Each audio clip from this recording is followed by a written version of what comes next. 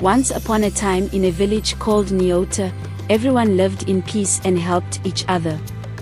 Among its inhabitants were two childhood friends, Nnamdi and Chidinma. From a young age, they were inseparable, always seen together, sharing dreams and plans for their future. They would run through the fields, play by the river, and sit under the big baobab tree, talking about what they would do when they grew up. Chidinma's childhood was filled with the warmth and wisdom of her grandmother, who taught her the art of cooking. Her grandmother was known throughout Neota for her delicious meals, and she passed down her secrets to Chidinma. Together, they would gather herbs and spices, and Chidinma learned how to blend them to create wonderful flavors. These cooking lessons were not just about food, they were moments of bonding and learning, filled with stories and laughter. As the years passed, Chidinma grew into a woman of stunning beauty. Her grace and kindness were unmatched, and she became renowned throughout the region. Wealthy men from far and wide came to Neota, hoping to win her hand in marriage, but Chidinma's heart belonged to Nnamdi. Despite his humble means, Nnamdi had always been her best friend, her confidant, and her first love. Their bond was unbreakable, and soon they were married in a joyous ceremony celebrated by the entire village. The early days of their marriage were filled with happiness. Chidinma and Nnamdi were inseparable, just as they had been in their childhood. They worked together, laughed together, and dreamed together. Chidinma's cooking, a skill honed under her grandmother's guidance, became a central part of their life. She would prepare meals that brought joy to their home and the village. But as time went on, Nnamdi began to feel the weight of his insecurities. Everywhere they went, men admired Chidinma's beauty. They praised her and gave her gifts, which made Nnamdi feel threatened and jealous. He started to change, becoming more controlling and possessive, though Chidinma remained as loving and loyal as ever. One fateful day, while Nnamdi was at the palm wine seller's house, he met a man named Maid. Nnamdi frequented the palm wine house more often these days, trying to drown his insecurities and jealousy in the sweet, intoxicating drink. He would sit for hours, brooding over how the other men admired Chidinma, feeling his inadequacies grow with each cup he drank. Maid was a merchant dressed in fine clothes, and he exuded an air of wealth and confidence.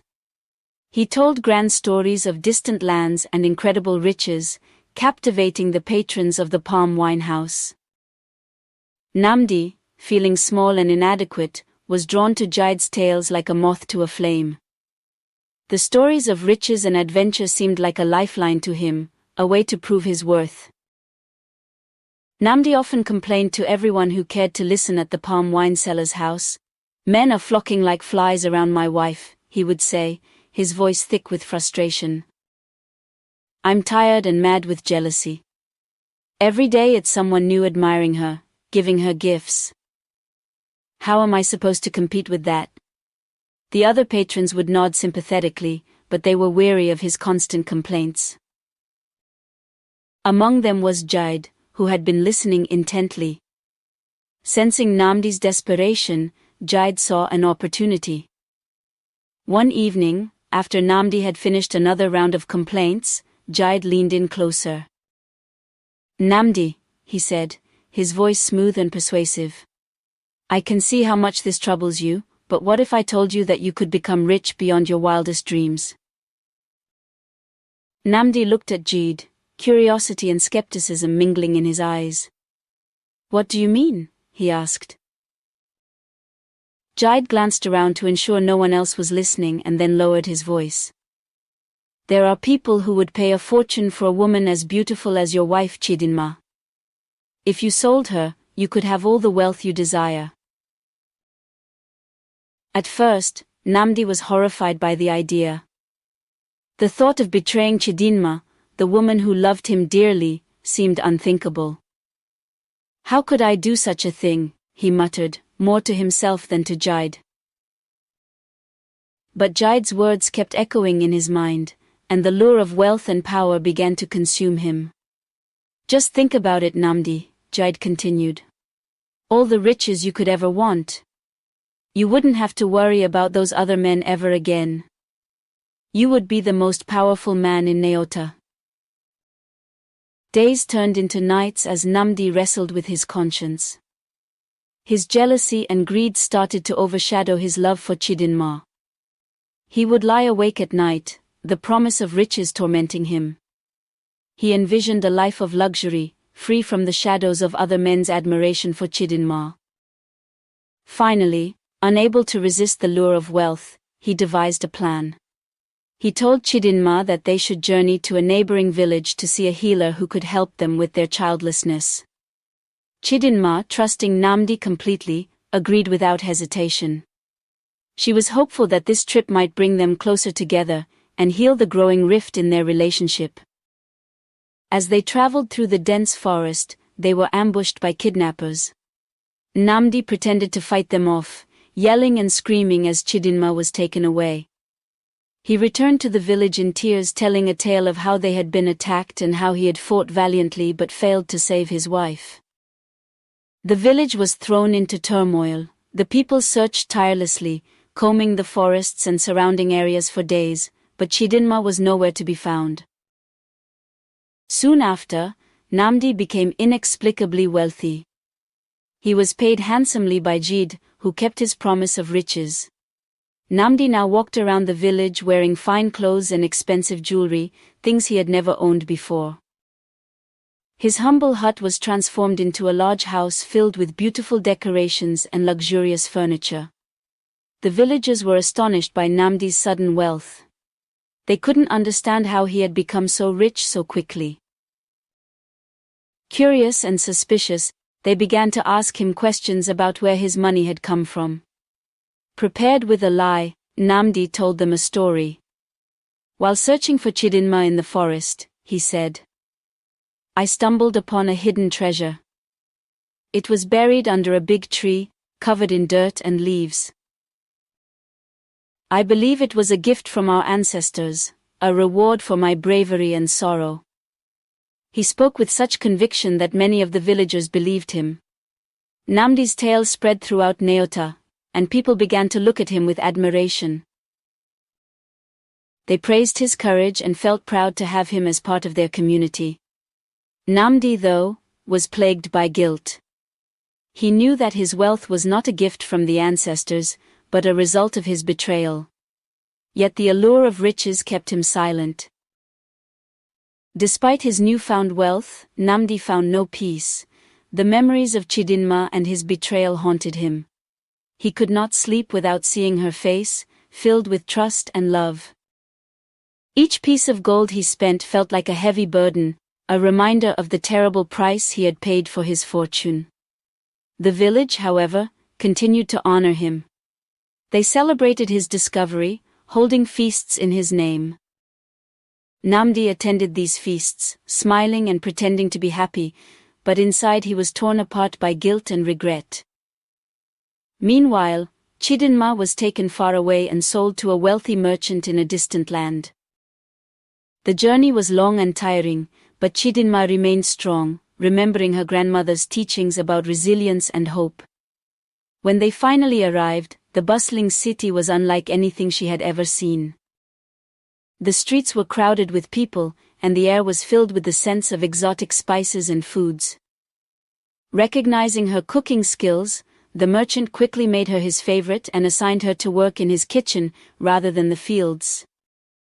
Chidinma's culinary talent soon became renowned, and she won the admiration of everyone in the merchant's household. She prepared meals that were so delicious that word of her cooking spread quickly. Unlike the other servants who toiled in the fields under the scorching sun, Chidinma spent her days in the cool kitchen, creating mouth-watering dishes. She used the skills she had learned from her grandmother, combining different herbs and spices to make every meal special. The merchant, impressed by her cooking skills, quickly realized her value and assigned her to prepare meals for important guests. One day, the prince of the land, Prince Adebayo, visited the merchant. The visit was intended to be a brief stop on his tour of the kingdom, but fate had other plans. During his stay, Prince Adebayo fell gravely ill. The royal physicians were summoned immediately and did everything in their power to treat him, but his condition only worsened. Chidinma, who had learned about herbs and natural remedies from her grandmother back in Neota, saw the desperation and worry in the household. She approached the merchant with a request. "Please," she said, "let me try to help the prince. I have knowledge of herbs that might aid his recovery." The merchant, desperate to save his important guest and impressed by Chidinma's confidence, agreed. Chidinma set to work, carefully preparing a healing broth using her knowledge of medicinal herbs. She stayed by Prince Adebayo's side, tending to him day and night. Her dedication was unwavering, and she gently coaxed him to eat and drink the remedies she prepared. Gradually, the prince began to recover. His strength returned, and he was soon well enough to resume his duties. Prince Adebayo was deeply grateful to Chidinma. He praised her skills and requested that she return to his palace with him. The merchant, recognizing Chidinma's potential and the prince's gratitude, agreed to release her. He gifted her with fine clothes and jewelry, wishing her well in her new life. Back in Neota, Nnamdi's guilt became unbearable. He had nightmares about Chidinma's fate and could no longer find joy in his wealth. The villagers began to notice his changed demeanor. They whispered among themselves, wondering what had happened to the once proud and happy man. Nnamdi isolated himself, avoiding the people he had once called friends.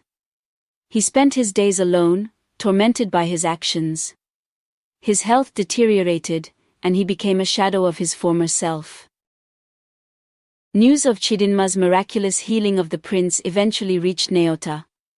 The villagers were amazed and spoke of her bravery and skill with reverence. When Chidinma returned to the village, she was greeted with open arms. The villagers celebrated her return with a grand feast, rejoicing in her resilience and strength. Nnamdi, seeing Chidinma again, was overwhelmed with shame and guilt. He confessed his betrayal to the entire village, revealing the truth about how he had sold her for wealth. The villagers were horrified and angered by his actions. They turned their backs on him, and Nnamdi was left to face the consequences of his greed and jealousy alone. Chidinma, however, forgave Nnamdi. Her heart was filled with compassion, and she understood that his actions were driven by his own insecurities. She chose to let go of the past and focus on building a better future. She became a symbol of hope and forgiveness in Neota, teaching others the importance of love, trust, and resilience. Nnamdi, burdened by his guilt, left the village. He wandered from place to place, seeking redemption but never finding peace. Chidinma's story became a legend in Neota, a tale told to children to teach them about the dangers of jealousy and the power of forgiveness. The villagers never forgot the lessons learned from Nnamdi and Chidinma's story. They lived their lives with more compassion and understanding, ensuring that Neota remained a place of peace and harmony. Chidinma's legacy continued to inspire generations, reminding them that true wealth lies in love and kindness, not in material possessions. The moral of the story is that true wealth lies in love, trust, and kindness, not in material possessions. Jealousy and greed can destroy relationships and bring misery, but forgiveness and compassion can heal and restore harmony.